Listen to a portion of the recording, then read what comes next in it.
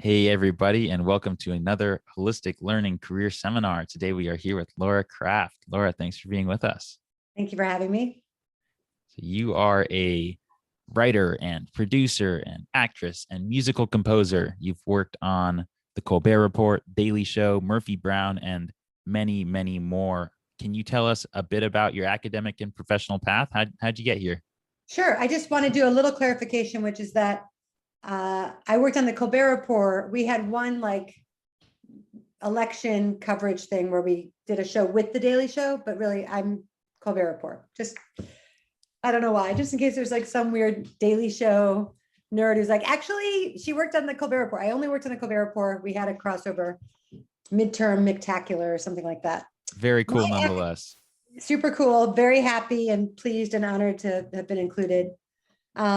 Let's see, my academic path. How did I get there? How did I get here?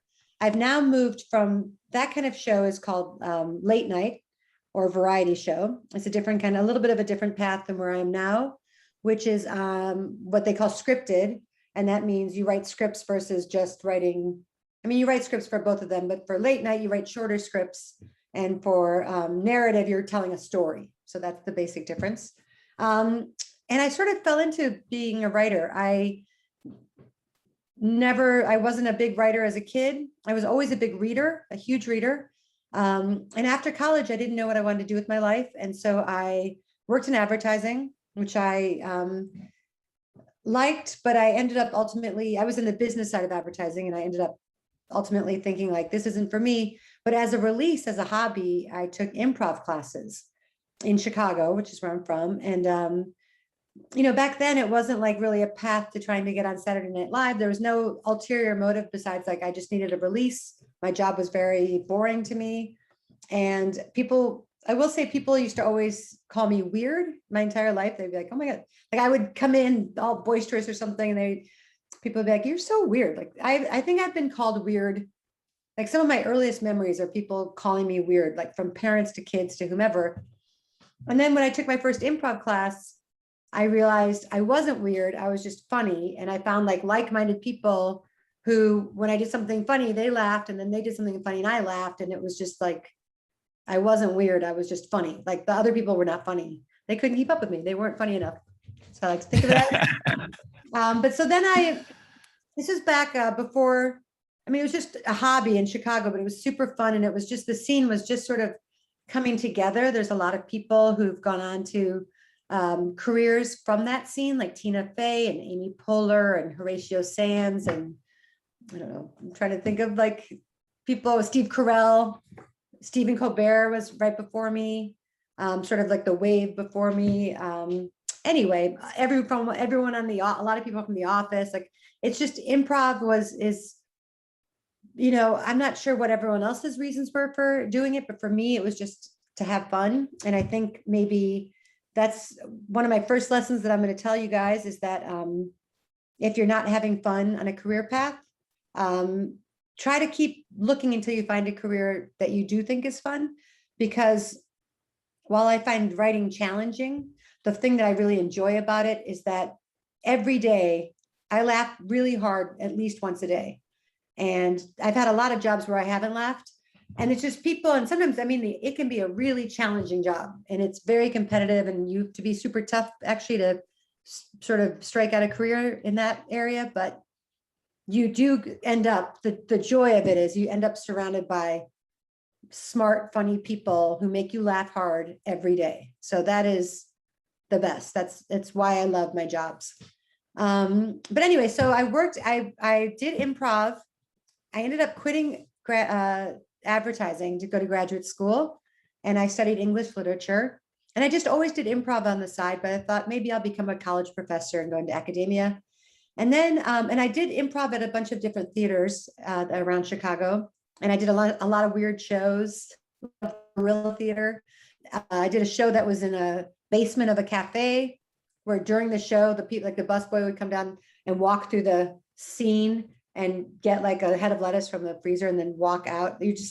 And we just had 5 chairs in a basement, but we got reviewed, and people thought it was a cool show, but we could only have audiences of like 12 people. I did a show that was only in an alley. It was in an alley, and a bunch of people held flashlights on the performers, and just like, weird joy, nothing for money, only for joy. Like I found a bunch of friends who kind of had similar ideas to mine, and whatever, we just sort of screwed around and had fun. And then I got hired at Second City. I auditioned for it. I never thought I would get hired. It was a huge audition. It was like 3 or 4 days long, like callbacks, long chunks of audition time.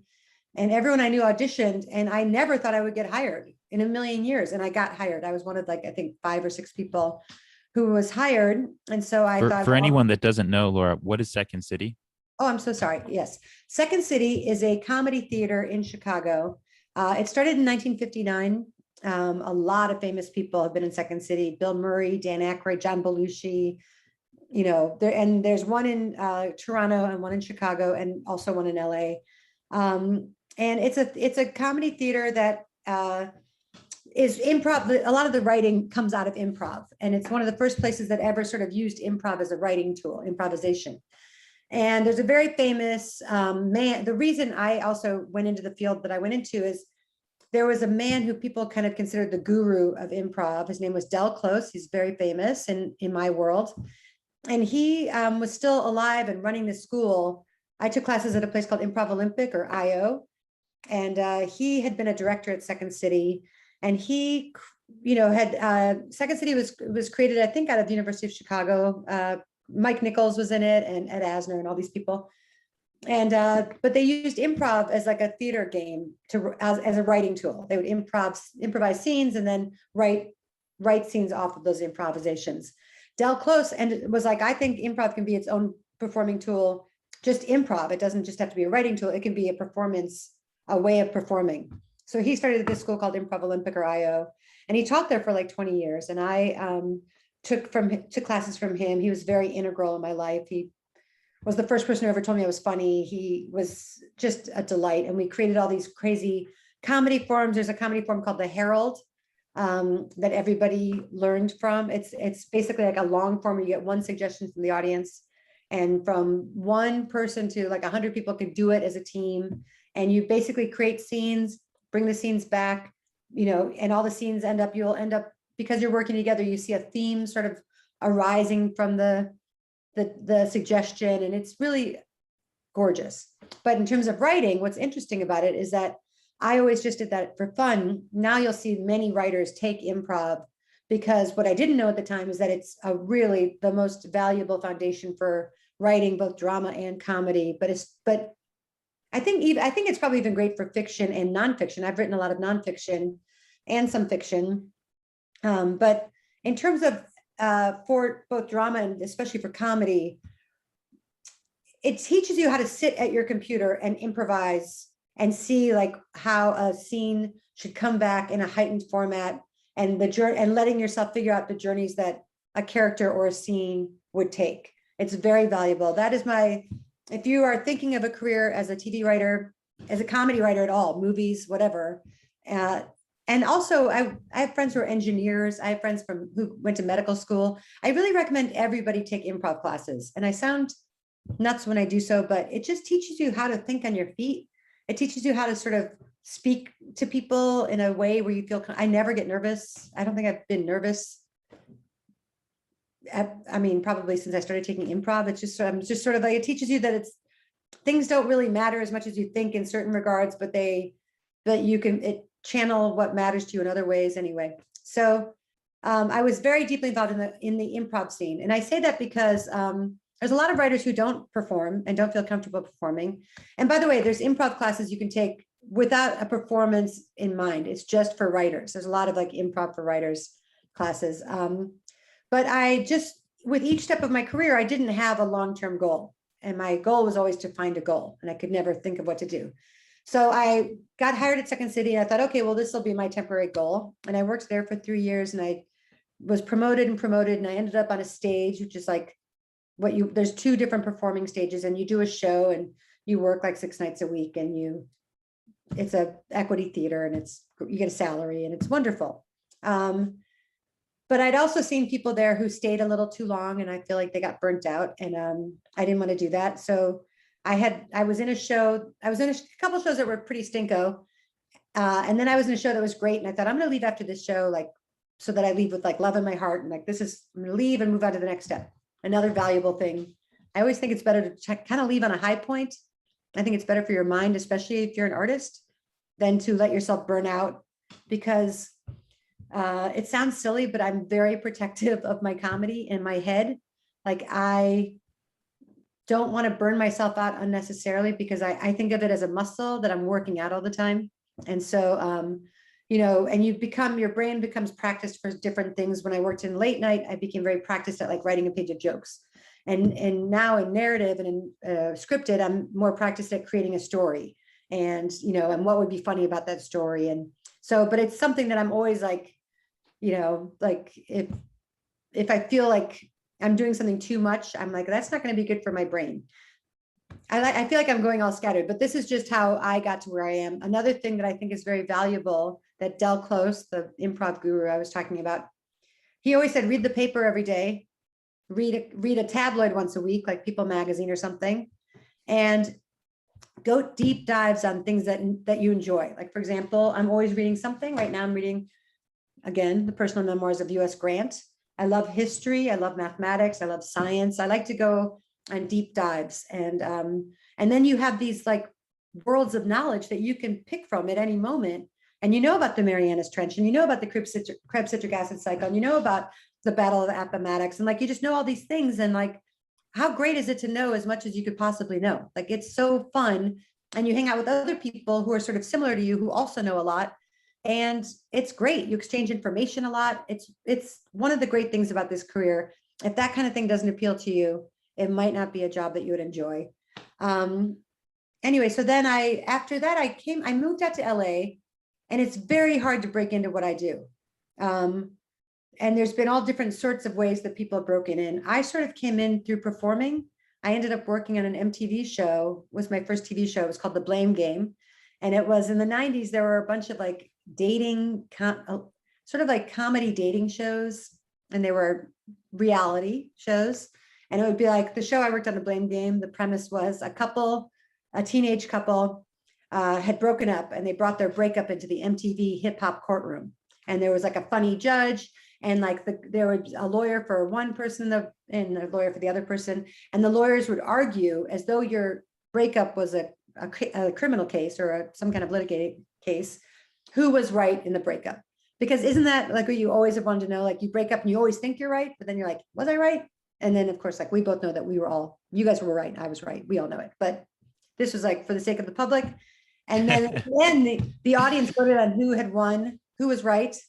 And then the winner could take a picture of the loser and have it published and say, don't date this Blame Game loser. Anyway, it was a silly game, but it was really fun. And it led to more and more and more MTV shows sort of like that.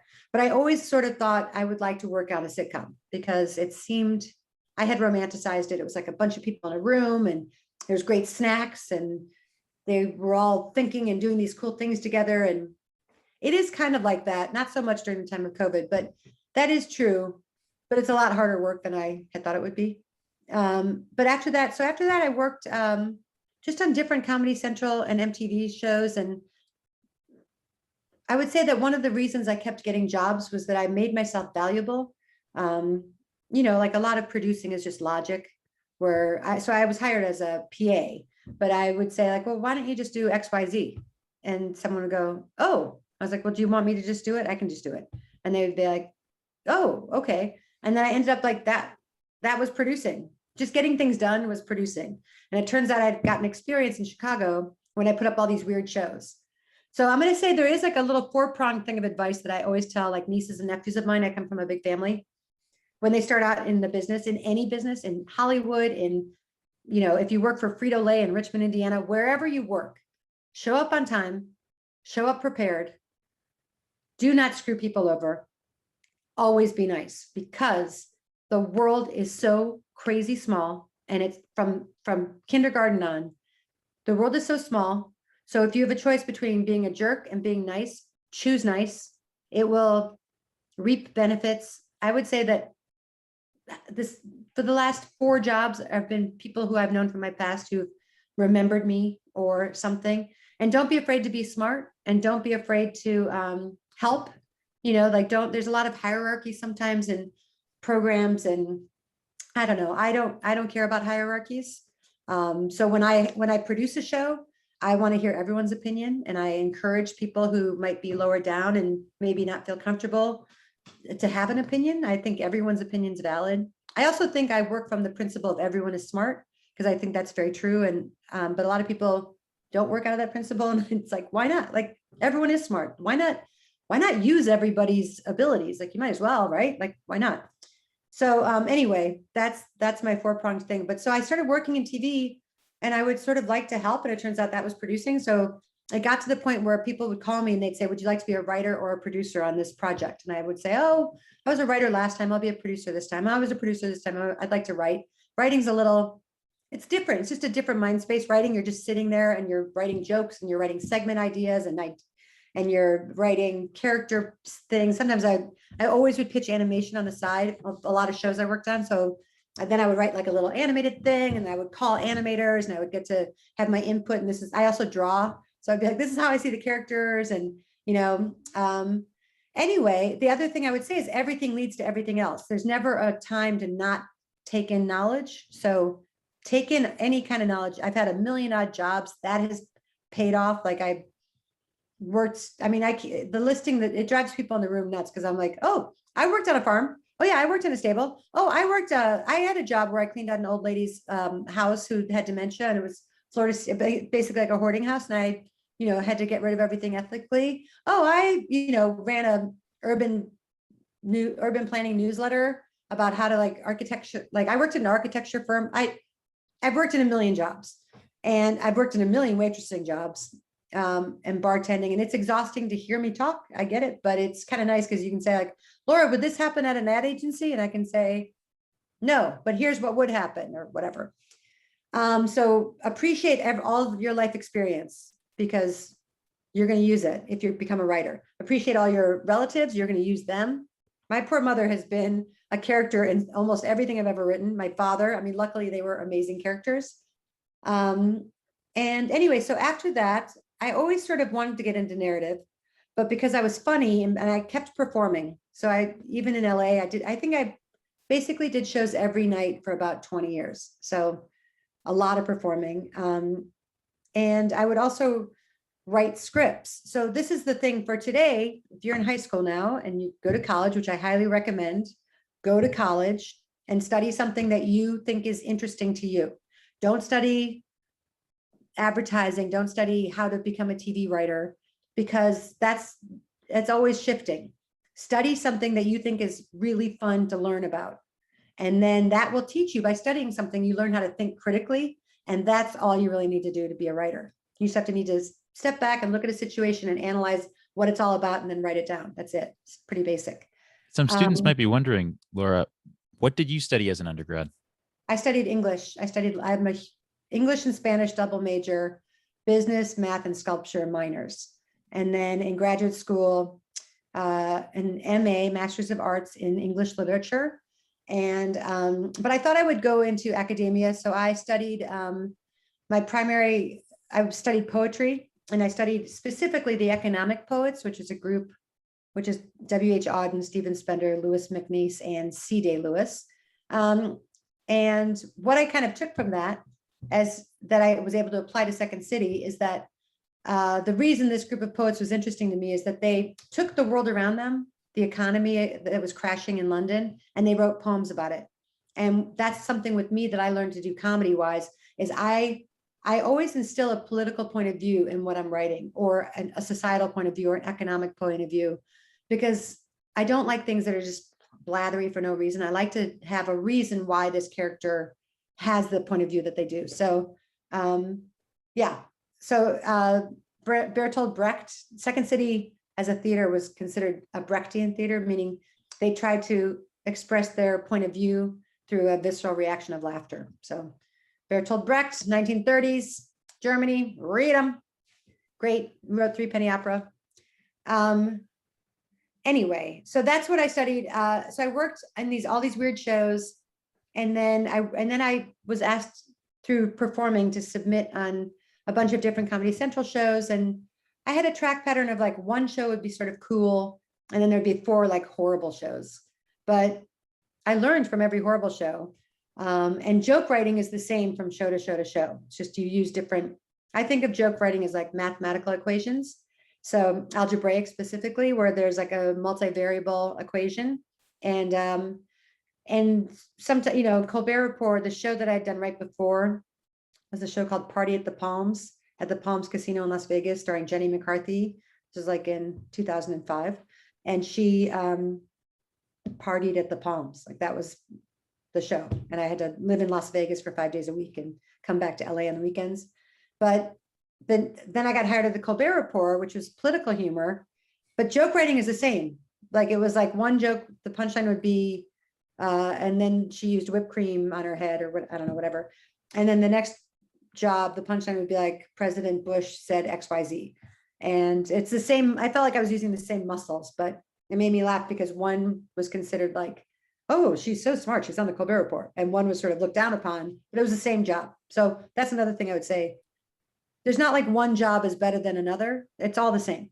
So if anyone ever tries to say like, oh, this is like a better, just look for what makes you happy. There is not a famous job that's better than another. They're commercials, HBO fancy shows, like the only difference is like better lunches. That's better lunches is the difference. And sometimes a better salary. And importantly, I think this applies to more than just show business. It sounds like from what you said a few moments ago that there's something to be learned no matter what job you're in. You could be the intern at a digital marketing agency, or you could be head honcho at a hospital. There's something to be learned in every situation. Like I always think of it as being a thief, and it kind of makes it more fun. Where I think like, I'm gonna take your ideas and I'm gonna have them in my head. Like you just think that you're living life, but what you don't know is I'm stealing all of your ideas and they're gonna be in my brain somewhere. So then you can drive home and you're like, oh, I did a really good job of like, soaking up information from people. They just thought they were living, but I was soaking up their knowledge. So more fun. Yeah, absolutely. Well, thanks for the rundown. I'm sure there was a lot omitted, but I think we have a good sense of sort of your path. One thing that a lot of students wonder, and it may be sort of self-evident in this case, but a lot of students wonder sort of what type of person is suited to this. And so you've mentioned that students who like knowledge, just like learning in general, like to learn about lots of different things and sort of pull out different pieces of information at different points could really thrive in an environment like the one you're in. But as far as personality types, would you say that typically the people in your field are more introverted or more extroverted? How much time do you spend alone each day versus with other people? How does that look?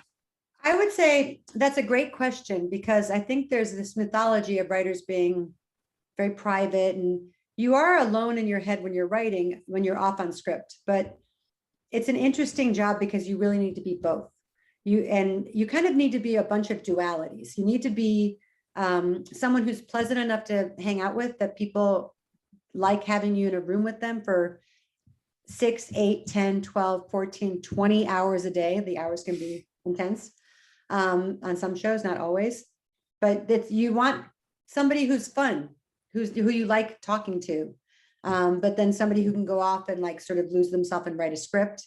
You want people who are pleasant, but also critical. I think it's interesting. There's sort of like, I feel like being critical has gotten a bad rap and I don't know why. It used to be a talent where like in 18th century, critics would be like elevated and applauded, but I don't know what it is, but there's something where it's like, oh, you guys, could you not be critical? Like, let's just look at the happiness. And I think it's really amazing that that person did that thing and they tried their best, or whatever the things that you're hearing. But the thing is like, I always think like, if Edison hadn't been like, I'm so sick of candles suck.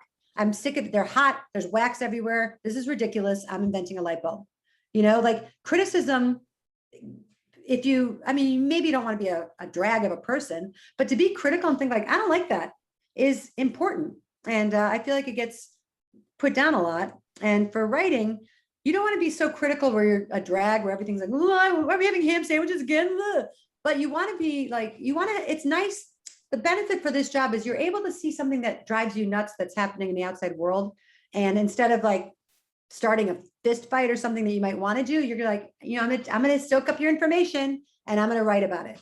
And it's so you want to be a critical thinker who's pleasant to hang out with, or at least bearable. You want to be an extrovert in terms of being able to talk about your ideas and not be afraid to get your ideas across, which is why I'd say take improv classes. But you also want to be an introvert in that you're okay being alone, because writing is a lonely job. I'm in this position where you see me right now. This is my desk. I have 4 windows all around. I can tell you every squirrel and every sparrow that comes near me. It is a lonely job. But the fun of it is that I pretend that I'm watching a show that I'm writing while I write it. So I'm actually in a world, and there's like right now there's other characters. I'm pitching this show and I'm deeply invested in the characters right now, to the point that like I get to know them so well that when they say, what actors do you see for this character? And I'm like, nobody. I only want the one that's in my head, which is obviously impossible to that kind of. But I have them so fully constructed. I can tell you what they smell like. I can tell you what they eat for dinner. I can tell you what their hopes and goals were as a kid versus what they're going to think about on their deathbed. Like I mapped them out. So that's another thing that's important, is somebody who you have a deep fantasy life, and that's another thing that gets a bad rap.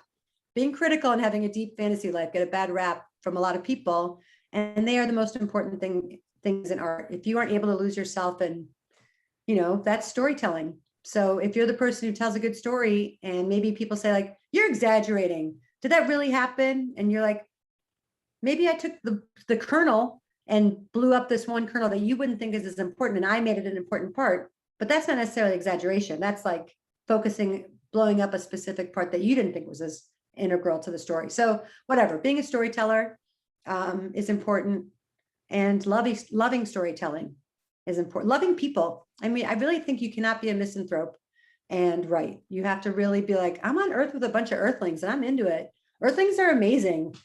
I also think, like, I was just telling a friend of mine, I just had this adventure yesterday where I like to insinuate myself in other people's lives too. I like to get to know as many people as possible, not even job-wise, just as a person. And I think that's been helpful. Yesterday, I helped this lady carry cans. She was carrying 2 big bags of cans. And I said, oh, can I help you? And there's a big truck of cans across the street. And then she said, okay, sure. And I took these heavy cans. She said, they're heavy. I was like, I'm strong. And then the truck pulled off, and it turns out they were not related to each other. It was just like a truck of cans and then this lady with cans. And I had to walk 2 miles with these cans. That was a hilarious interaction. And, by the end of it, we had like these crazy conversations about her previous life and her ex-husband and whatever. But like that kind of thing where you meet somebody, you're not like just alone. You're open to the experiences of the world. You're open to asking somebody if they need help carrying their cans. And that, if you like that kind of stuff, you would like being a TV writer. Awesome. I think. Well, it seems like by now our students probably have a pretty good sense for whether or not this is something that they might be interested in. But just in case there's a lingering doubt, you've mentioned that it's a very demanding job.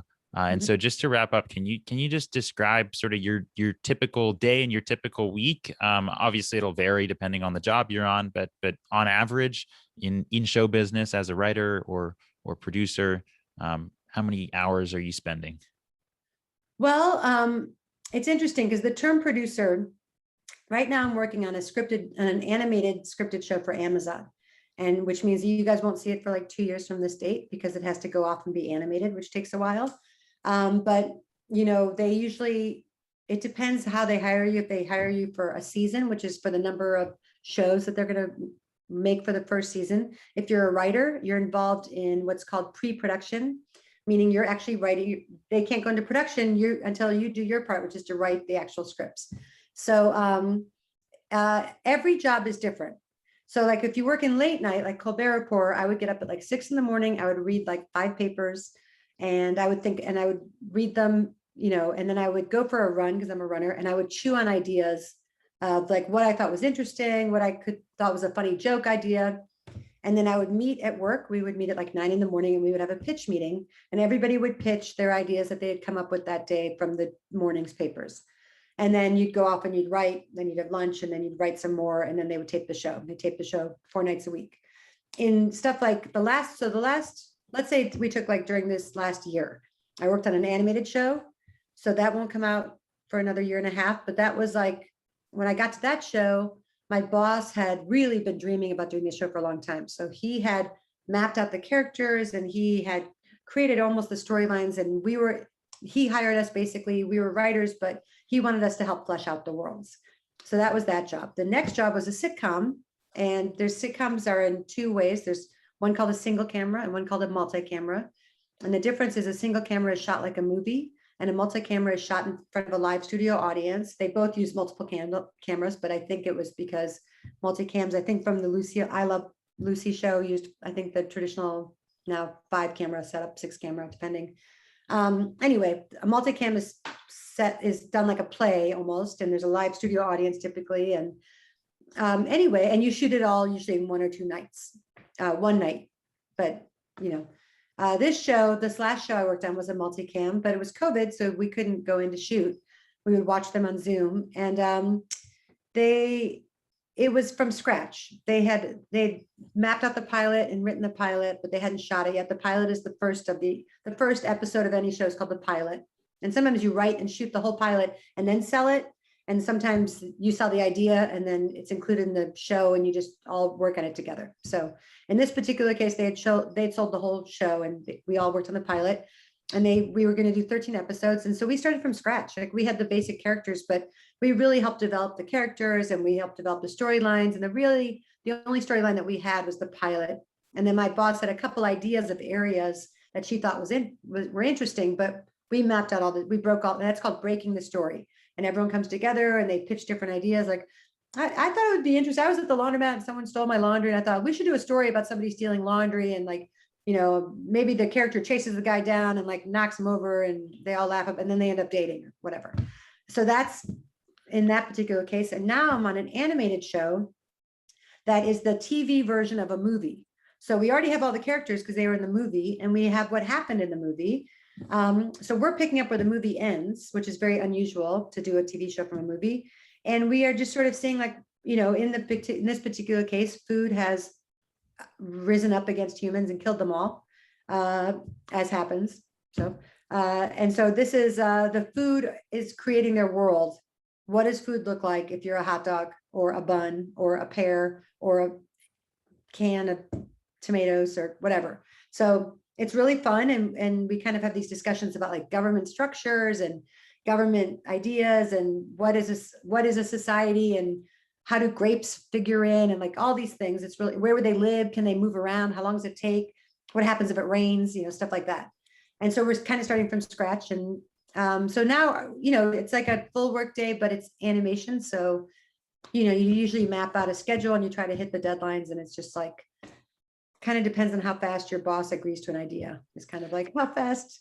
And then in terms of being a producer, now, because I'm in the scripted world, producer is just a title, because there's a hierarchy of, like, you start out as a staff writer, and then you get promoted to story editor, an executive story editor, then co-producer, then producer, then supervising producer, then co-executive producer, then executive producer. So I'm a co-executive producer, but in terms of producing, I'm just sort of like, I weigh in more maybe with my bosses and make sure I'm helping them out as much as I can, but that's about it. Sometimes I'll run the show. Yeah. So sounds like it depends. There's no easy answer to the question. I always tell people every job is different in my industry, and every job is a miracle. And so you just have to be, whenever people are like, oh, we're working long hours, I just think, I drove here from Chicago. I lived in a closet. I worked so hard to get here that I really appreciate every moment that I'm working, because it is such a fun job. So I would also say it's a hard job. It's hard to break into, but you can do it if you're just tenacious, and it's really fun. I highly recommend it. So awesome. Well, that's a great note to end on. Thanks very much for your time, Laura. We've really enjoyed it, and hopefully our students have taken quite a bit away from it. So I hope you all hire me. Everyone hire me. Get out there, sell your TV show, hire me. I'll bring in cookies. It'll be fun. Sounds like a plan. All right. Thanks, Laura. All right, Take care. you're welcome. You too. Bye.